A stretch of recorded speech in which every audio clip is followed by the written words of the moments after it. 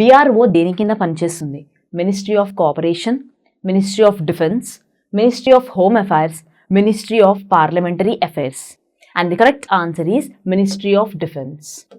What is the full form of BRO అంటే border road organisation అని గుర్తుపెట్టుకోండి. ఇది ఏ మినిస్ట్రీ కిందకి వస్తుందంటే మినిస్ట్రీ ఆఫ్ డిఫెన్స్.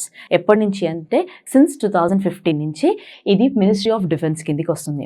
అసలు ఈ బార్డర్ రోడ్ ఆర్గనైజేషన్ రెస్పాన్సిబిలిటీ ఏంటంటే maintaining roads connectivity in border areas of India.